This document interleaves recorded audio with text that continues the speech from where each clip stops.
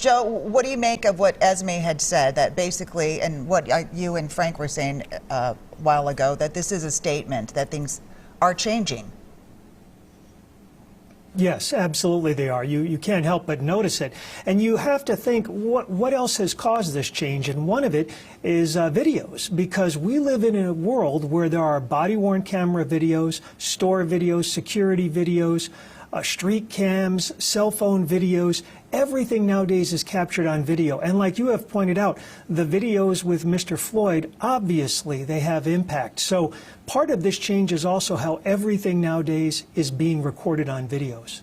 Yeah, well, it's not just changes, Joe. I mean, but like, you know, watershed stuff, right? I mean, if we're not seeing some of these things, you get into the old your word against my word, and usually the policeman's word is the best word, and that's, you know, caused decades worth of angst and anxiety, especially within the black community, but with people in general, because, you know, you take the cop's word, and you know, the video thing has changed everything, and will continue.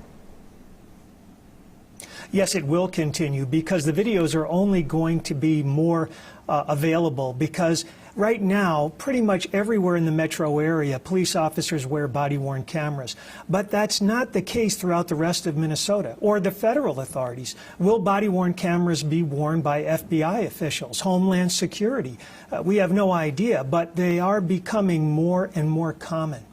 Yeah, and you know, then again, you get in the issue where we saw all the riots in Uptown, where the federal agents were not wearing a body-worn camera, and a man is shot and killed, and apparently he had a gun, and apparently that gun was fired, if you want to believe all the ballistic stuff. But I think both sides would cry out and go, hey, we don't want weeks of riots. We want to see the video if he did, in fact, raise a gun and shoot at the officers, or let's have more riots because he didn't raise his gun and shoot at the officers. But, you know, I guess it's kind of like, let's see it, right?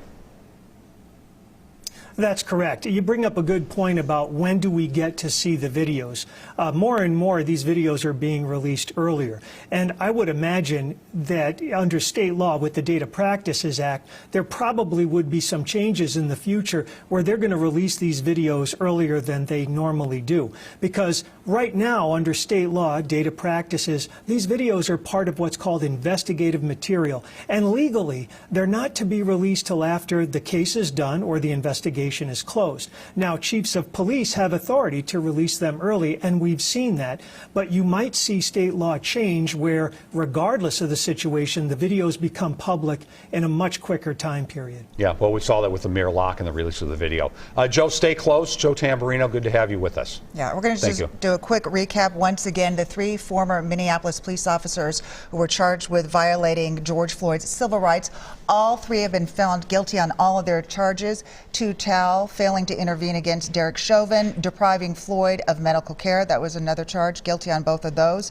J. Alexander King, his charges, failing to intervene against Derek Chauvin and depriving Floyd of medical care. And Thomas Layden, the charge against him, depriving Floyd of medical care. What happens? Who's talking? The federal attorney? The U.S. attorney is supposed to be speaking, having brief remarks shortly there at the federal courthouse. But